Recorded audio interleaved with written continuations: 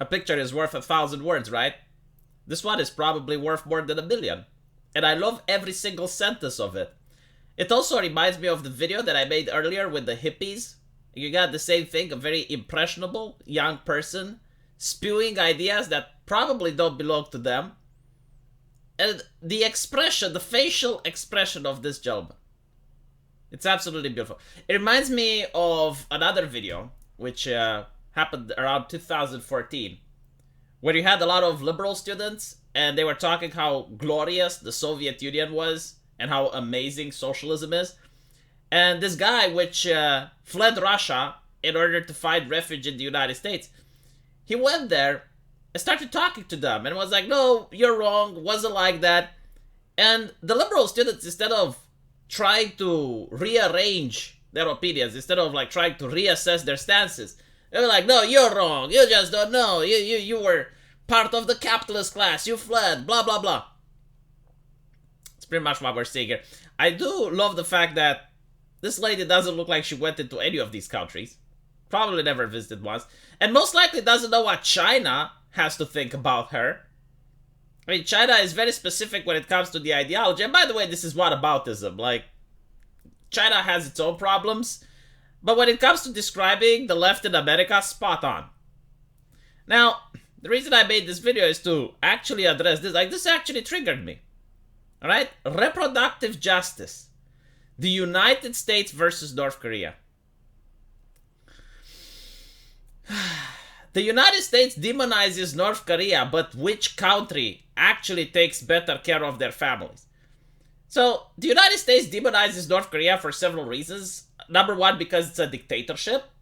And if you want to know the horrors that are happening there, don't listen to what the US tells you. Listen to some TED Talks videos or YouTube videos with people that have fled North Korea. And they will tell you. Now, you could ask the people from North Korea what they think about North Korea, but oh, yeah, that's right, they don't have access to internet. You can't talk to them. I mean, if it's such a great place... I never understood the same people that glorified the Soviet Union. If it's such an amazing place, if it's such a heaven, why are there fences to keep people in? The only place where you keep people in is a prison. I have fences at my house, but it's to keep people out, right? Because at my house, you would say that people from the outside would want to come in. So I have a fence in order to say, okay, this is my property. You're not allowed to come here, right? I assume you have that on your house as well. But when you have a fence that's meant to keep people in, well, that becomes a prison. And North Korea, just like the Soviet Union used to be, was one of the world's largest prisons.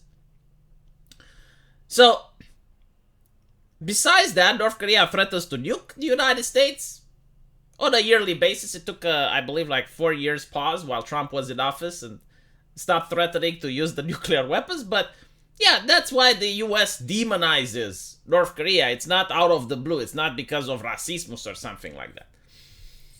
So let's look at some of these things. Like paid parental leave, 0 weeks. North Korea, 240 days maternity leave, 6 days before childbirth, 180 days after childbirth. Now, the reason for this is that North Korea wants to encourage a population boom, while the United States wants to encourage more immigration. So they don't really care about if people in the United States have more children or not. Like that's the first thing. But the second thing, I have maternity leave in Romania as well, right? And people constantly think that it's free. It's not fucking free. You pay for it. You pay for it in taxes. Every single month that you go to work, you pay for it. If you choose not to have children, you still paid for it. I really do not understand the concept that individuals believe, yeah, it's free, it comes from the fucking sky, the government provides... No, it's not. Like, the government does not produce wealth. The government takes wealth from some people and give it to some others. So I assume it's similar in North Korea, because it can't exist any other way. We do not have the genie from the bottle that can spawn gold. So you pay for this thing. Now, in the United States, I'm pretty sure you can negotiate, especially with all these companies that are seeking for, I suppose, more diverse hiring, right? Like if you go to a company that's desperate to hire women in order to show how diverse they are and how high their ESG score is, you could probably negotiate something I'm pretty sure it's not going to be 240 days maternity leave, but I'm pretty sure you can negotiate something. Now, if you want to criticize the United States, and I would agree with you, but again, not the country, not the United States, but the corporations within the United States, some of them offer women transportation and pay so that they can get an abortion. Why do they do that? Because they care about women's rights? No, because they do not want the women to get pregnant. Right? So that is an actual adequate criticism. In North Korea, they would not do something like that. But anyway, this is the one that's more interesting. The public health care. Right? So estimate 10% of US population were uninsured, and you have free public health care in North Korea. I would rather die than to go into a hospital of a socialist nation. Because I've been in Romania under socialism. I understand how the hospitals there are like. And by the way, you have to pay bribes. Almost all the time, every time. You go to the hospital, there's a huge waiting list. You're probably dead by the time it's over. You want to get in front? Oh, you gotta pay. Right? You pay a little bribe, all of a sudden there's a bed available. You might share it with another patient, but hey, at least now you're in a hospital. Oh, there's no medication anymore. Oh, well, if you want medication, you pay a bribe to the doctor.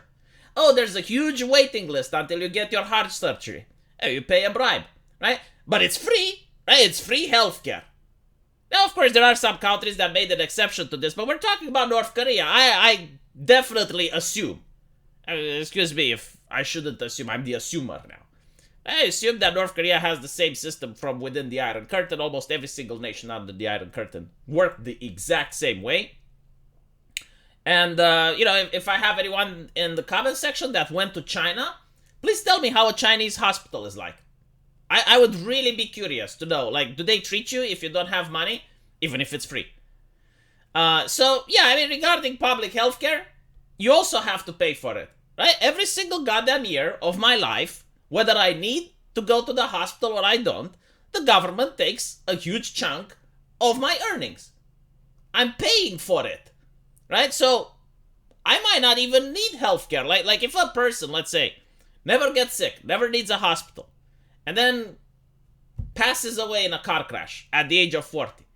He paid a lot of money for healthcare that he's not going to see again. But for some reason, this is normal. Like, this is healthy. To pay for something that you never get to use. Finally, childcare, right? No public nurseries, free public kindergartens, and free public nurseries and free public kindergartens, and this is guaranteed by the Constitution. The public nurseries and kindergartens in North Korea, well, not the nurseries, but definitely the kindergartens are indoctrination camps. Okay, if you want your kid brainwashed, that's where you go. I remember, I caught actual communism in my kindergarten. Like, we were supposed to sing patriotic songs and worship the great dear leader. Unironically, there was a big picture of him right in front of the classroom at the top of the blackboard. You had, like, these Romanian flags, and you had, like, these uniforms that the children at the kindergarten were wearing. And you had to worship and say how great he was. And there were, like, all the stories about how he was saving people from villages. Like, oh, this village, it was starving. And because the factory next to the village wasn't working. And the dear leader went into it. He pointed a couple of times to certain places. He noticed what was wrong. And all of a sudden, the factory was booming. And the village, they threw with flowers. And they worshipped the name and where he walked. And that's literally what they were telling us at kindergarten, right? So I don't think that you would really want these kindergartens into the United States. So yeah, you can make the argument that the United States is not perfect. I do agree, right? Because this is what happens. Like, they're comparing the United States with perfection, with a country that has everything. The United States, for example, has the world's largest military, which defends Europe. And because of the United States, we haven't seen World War III in our lifetime. I think that is a great thing. I don't know about you. Again, it's not perfect, right? Like, surely there could have been things done better. It's greedy, imperialistic. It guarantees world peace. Like, if the United States disappeared from the planet Earth tomorrow, what do you think would happen? Well, you'd probably have Western Europe and Eastern Europe going at each other. You'd probably have China starting to conquer land. Iran would definitely become a problem in the Middle East. All of these things are being guaranteed at the expense of the American taxpayer. The reason the Americans do not have all of this shit is because other nations do not have to build their fucking military so they can actually use the money that they get in order to build these things that the US doesn't have. And by the way, the idea that public healthcare is better than private healthcare, that's also debatable. There are advantages, there are disadvantages. There is no such thing as a perfect system when it comes to healthcare. No matter what you do, you're going to have disadvantages. So, let me just give you one example before I end the video. When the government pays for your public healthcare, like in Sweden, for example, the government is interested in you not getting sick. Because if you get sick, then they have to pay for your ass. Again, not the government itself, because the government doesn't produce money, but you know what I mean. So, in order to keep people healthy, well, the government now has to come up with various solutions. Which can be, but not limited to, taxing tobacco, taxing beer, refusal to crack down on fat shaming. I mean, how many Americans would actually enjoy paying 5 times more for their beer? Not because the government needs the money, although, well, that's part of it. But mostly because it wants to dissuade people from buying too much. They don't really know what public healthcare means. But anyway, the main reason that I made this video is that let's assume that North Korea has like the perfect healthcare system in the world. And it's got the perfect maternity leave and everything is like just peachy. There are people who would prefer that over freedom. There are people who would prefer the zoo rather than being outside. And what I mean by the zoo is that when you're the lion in the zoo, you get free healthcare, you get free food, you get everything besides freedom. But for some reason, people want to be the lion in the zoo. They don't want to be the lion in the wild. I mean, the lion in the wild, doesn't get anything that doesn't take itself. But it does have the freedom. So I guess like this is the fundamental difference between the way of thought. Except that in the real world, the zoo is actually a nasty place. If I live in the zoo, I'd rather be the zookeeper. The zookeeper doesn't get free healthcare either, but I would rather be him than to be in the cage. Let me know what you guys think, though, and as usual, I will see you in the comment section. Take care.